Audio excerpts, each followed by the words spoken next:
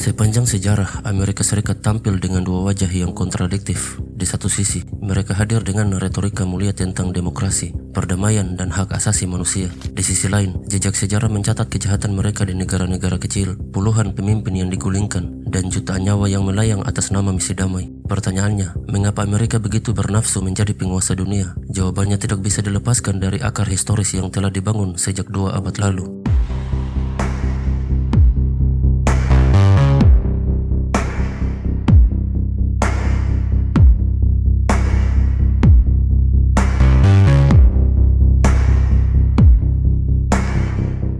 Ambisi global Amerika tidak muncul secara tiba-tiba. Pada tahun 1823, Presiden James Monroe mengumumkan doktrin yang menjadi fondasi kebijakan luar negeri Amerika hingga kini. Doktrin Monroe menyatakan bahwa belahan bumi barat atau benua Amerika harus steril dari intervensi Eropa. Ini adalah deklarasi pertama bahwa Amerika menganggap kawasan sekitarnya sebagai halaman depan mereka. Pada tahun 1904, Presiden Theodore Roosevelt memperluas doktrin tersebut yang secara terbuka menyatakan Amerika sebagai polisi belahan bumi barat dengan hak untuk intervensi kapanpun dan dimanapun mereka anggap perlu. Dalam 7 tahun masa kepresidenannya, Amerika menggunakan hak ini 9 kali. Dalam 30 tahun setelahnya, marinir atau kapal perang Amerika melakukan intervensi di Amerika Latin sebanyak 21 kali. Puncak transformasi Amerika menjadi kekuatan imperialis terjadi pada Perang Spanyol-Amerika, di mana mereka mengalahkan Spanyol, mengusirnya dari belahan bumi barat dan mengakuisisi Puerto Rico, serta Guam di Pasifik dan Filipina di Asia. Sejak saat itulah ambisi ekspansionis Amerika bergeser dari fokus domestik menuju dominasi global. Perang Dunia II menjadi titik balik berikutnya. Pada tahun 1946, output ekonomi Amerika lebih besar dari semua negara lain di dunia jika digabungkan. Para pemimpin Amerika mengadopsi strategi besar untuk mempertahankan supremasi dan memperpanjang era unipolar jauh ke depan. Seperti dicatat Henry Kissinger, pada abad ke-20, tidak ada negara yang memengaruhi hubungan internasional setegas Amerika Serikat, sekaligus sering bertolak belakang antara nilai yang diklaim dan tindakannya. Sejarah mencatat daftar panjang pemimpin negara yang menjadi korban ambisi Amerika. Pola intervensi ini dilakukan baik secara langsung maupun tidak langsung. Berikut adalah beberapa kasus paling signifikan.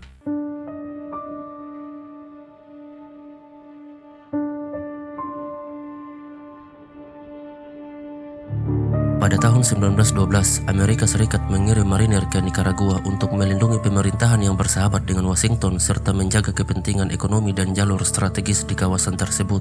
Kehadiran militer ini kemudian berkembang menjadi pengaruh militer dan politik yang berlangsung hingga 1933. Perlawanan terhadap intervensi ini dipimpin oleh tokoh gerilya nasionalis Augusto Cesar Sandino yang memimpin perang gerilya melawan pasukan Amerika dan pemerintahan Nicaragua yang didukung Washington hingga penarikan pasukan Amerika pada tahun 1933. Intervensi di Nicaragua merupakan bagian dari rangkaian konflik yang dikenal sebagai Banana Wars, yaitu serangkaian operasi militer Amerika Serikat di Amerika Tengah dan Karibia yang bertujuan menjaga stabilitas politik yang dianggap penting bagi kepentingan ekonomi dan strategis Amerika di kawasan tersebut. Sebelum menarik pasukannya, Amerika Serikat membantu membentuk Garda Nasional Nicaragua sebagai kekuatan militer domestik. Struktur militer inilah yang kemudian membuka jalan bagi naiknya kekuasaan Anastasio Somoza Garcia yang mengambil alih kekuasaan pada tahun 1936 dan mendirikan dinastinya. Kekuasaan keluarga ini kemudian diteruskan oleh putra-putranya dan memerintah Nicaragua secara otoriter hingga 1979 dengan dukungan politik dari Amerika Serikat. Pada 1915, setelah pembunuhan Presiden Guillaume Messam oleh massa pemberontak di Port-au-Prince yang menyerbu kedutaan Prancis tempat ia berlindung setelah memerintahkan eksekusi ratusan tahanan politik, Amerika Serikat menduduki Haiti dengan alasan stabilisasi politik. Pendudukan ini berlangsung hingga 1934 dan memberi Washington kendali atas keuangan negara, konstitusi, serta pembentukan militer Haiti. Kebijakan tersebut memicu perlawanan dari kelompok gerilya pedesaan yang dikenal sebagai KAKOS, yaitu milisi petani bersenjata yang menentang pendudukan Amerika. Lalu pada tahun 1953, Iran mengalami kudeta yang didalangi oleh CIA bersama dengan intelijen Inggris yang menggulingkan Perdana Menteri Mohammad Mossadegh. Kudeta ini dikenal sebagai Operation Ajax, menggagalkan nasionalisasi minyak dan mengembalikan kekuasaan Shah Muhammad Reza Pahlavi sebagai penguasa penuh negara. Dampak jangka panjangnya termasuk memperkuat pemerintahan monarki otoriter yang bergantung pada dukungan Amerika dan memicu sentimen anti-Amerika yang mendalam, yang kemudian berkontribusi pada revolusi Iran 1979. Setelah kudeta, Muhammad Mossadegh sendiri ditangkap oleh militer yang loyal kepada Reza Pahlavi. Ia diadili atas tuduhan pengkhianatan terhadap monarki, dijatuhi hukuman 3 tahun penjara. Setelah bebas, ia dikenai tahanan rumah seumur hidup.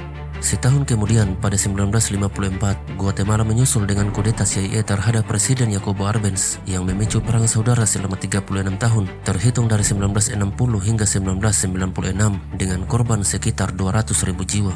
Di Indonesia, Amerika Serikat sejak awal 1950-an memandang Presiden Soekarno sebagai pemimpin yang terlalu dekat dengan blok komunis.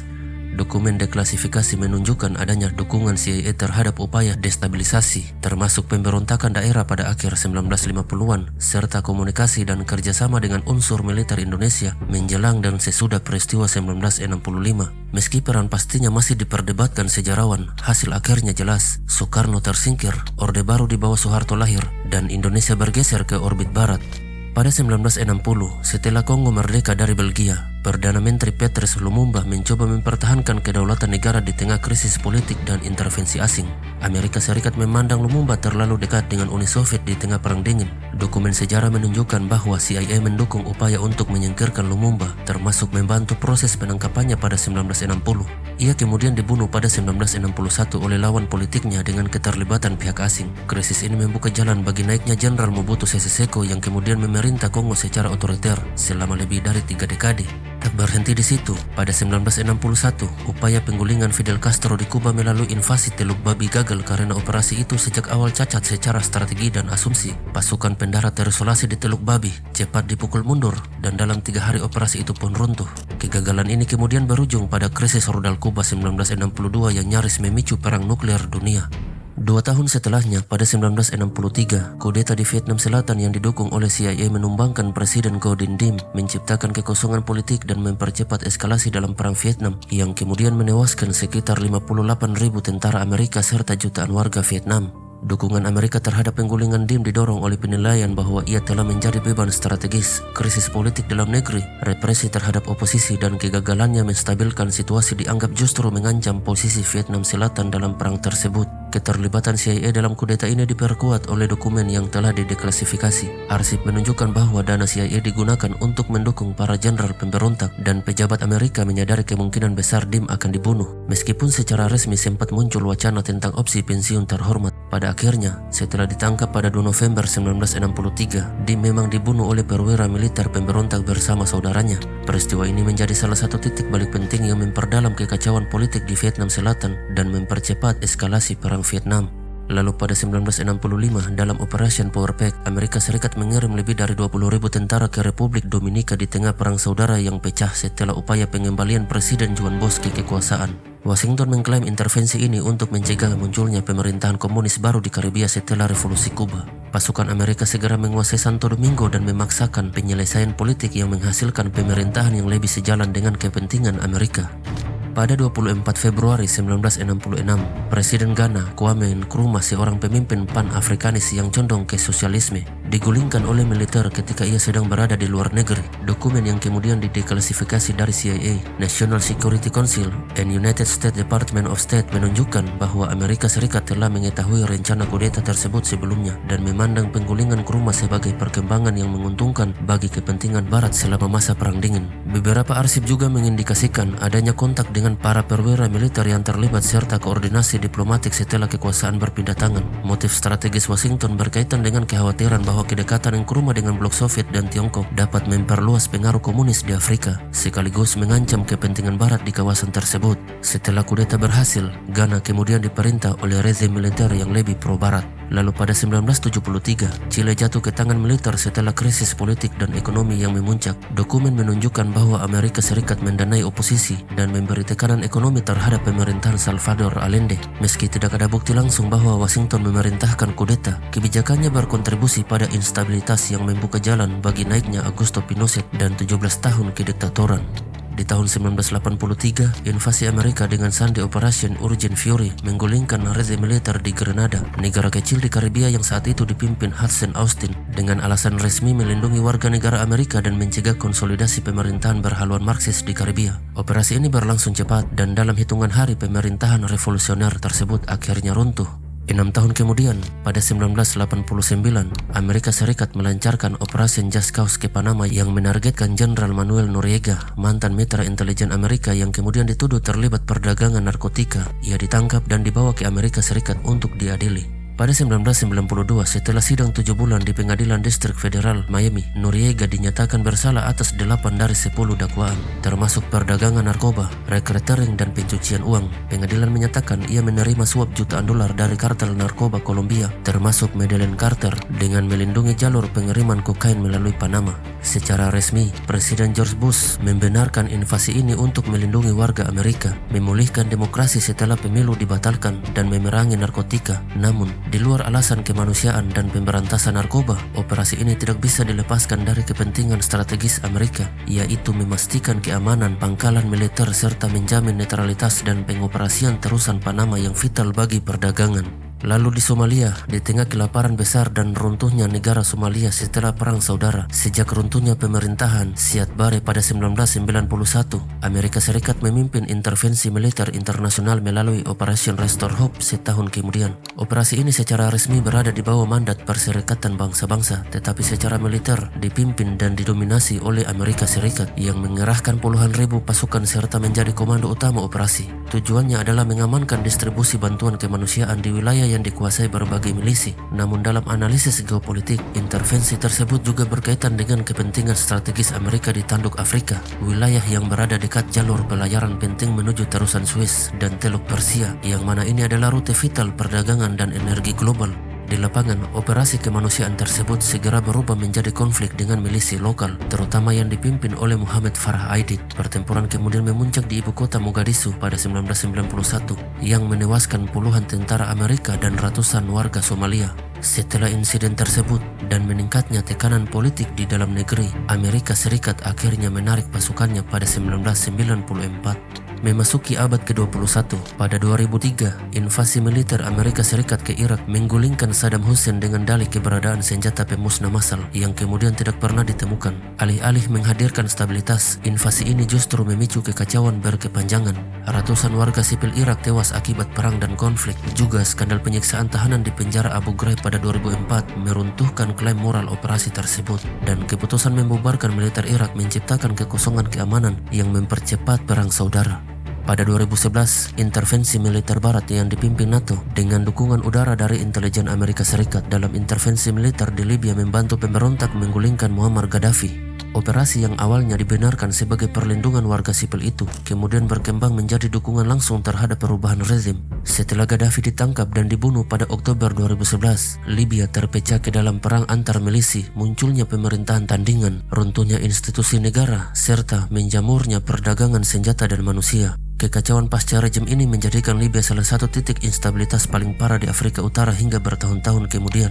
Dan terakhir, pada 2026, terjadi intervensi militer Amerika Serikat di Venezuela yang menurut pernyataan resmi Presiden Donald Trump berhasil menangkap Presiden Nicolas Maduro dan istrinya, Celia Flores, pada 3 Januari 2026, yang kemudian mengangkut keduanya untuk menghadapi dakwaan federal terkait dugaan narkotrafik dan terorisme di Pengadilan New York. Reaksi global sangat kuat, banyak negara mengutuk langkah tersebut sebagai pelanggaran kedaulatan dan hukum internasional. Apa yang sering disebut sebagai kegilaan atau nafsu Amerika untuk memimpin dunia bukanlah dorongan emosional, melainkan konstruksi kebijakan yang dibangun secara sistematis sejak abad ke-19. Ia berdiri di atas 3 pilar utama: keamanan, ekonomi, dan ideologi. Ketiganya saling menopang, saling membenarkan, dan terus berevolusi mengikuti zaman tanpa pernah benar-benar meninggalkan tujuan dasarnya, mempertahankan dominasi. Dari sisi keamanan, fondasinya jelas. James Monroe dengan doktrinnya lalu diperluas oleh Theodore Roosevelt. Ancaman baik nyata maupun potensial selalu dijadikan legitimasi untuk intervensi. Di era Perang Dingin, ancamannya adalah komunisme. Setelah runtuhnya Uni Soviet, ia berganti wajah menjadi terorisme global. Retorikanya berubah, tapi polanya konsisten. Siapapun yang dianggap mengganggu kepentingan strategis Amerika dapat ditempatkan dalam kategori ancaman. Dari sisi ekonomi, dominasi politik hampir selalu berjalan beriringan dengan perlindungan kepentingan korporasi dan akses terhadap sumber daya. Minyak di Timur Tengah, stabilitas pasar di Amerika Latin, jalur perdagangan di Asia, semuanya bukan sekadar isu diplomatik, melainkan bagian dari arsitektur kekuatan global. Intervensi Venezuela dan Irak sering dibingkai dalam bahasa demokrasi atau keamanan, tetapi tak bisa dilepaskan dari konteks energi dan geopolitik. Dari sisi ideologi, Amerika selalu membutuhkan narasi moral untuk membungkus tindakannya. Dulu anti-komunisme, lalu perang melawan teror, kini persaingan demokrasi melawan otoritarianisme. Di Disinilah paradoks itu menguat. Nilai yang diklaim universal sering berbenturan dengan praktik di lapangan. Kritik ini bahkan secara implisit diakui Henry Kissinger yang menyadari betapa besar pengaruh Amerika dan betapa seringnya ia bertolak belakang dengan idealismenya sendiri. Pada akhirnya, narasi perdamaian dan demokrasi yang dipoles melalui kekuatan budaya dan media, termasuk industri hiburan seperti Hollywood, membantu membentuk persepsi global tentang Amerika sebagai penjaga tatanan dunia. Sejarah mencatat fakta yang tak bisa disamarkan oleh retorika apapun. Rangkaian intervensi, operasi rahasia, perang proksi, sanksi ekonomi yang melumpuhkan, serta jejak ketidakstabilan politik yang bertahan puluhan tahun. Dampaknya bukan abstrak, ia terukur dalam runtuhnya institusi, generasi yang tumbuh dalam konflik, dan kawasan yang tak pernah benar-benar pulih. Karena itu, persoalannya bukan soal ambisi sesaat atau reaksi situasional. Polanya konsisten, lintas presiden, lintas dekade, lintas ancaman yang berganti nama. Jika sebuah strategi mampu bertahan lebih dari 2 abad dan secara konsisten menjaga satu negara tetap di pusat kendali global, itu bukanlah kebetulan sejarah, melainkan rancangan kekuasaan yang sejak awal memang disusun untuk mempertahankan dominasi dan dijalankan dengan disiplin politik yang terukur. Pertanyaannya, apakah ini akan terus dibiarkan berulang atau adakah kekuatan yang bisa menghentikan? Jika pembahasan ini penting untuk Anda, tinggalkan like dan share kepada orang-orang terdekat Anda. Sampai jumpa di video berikutnya.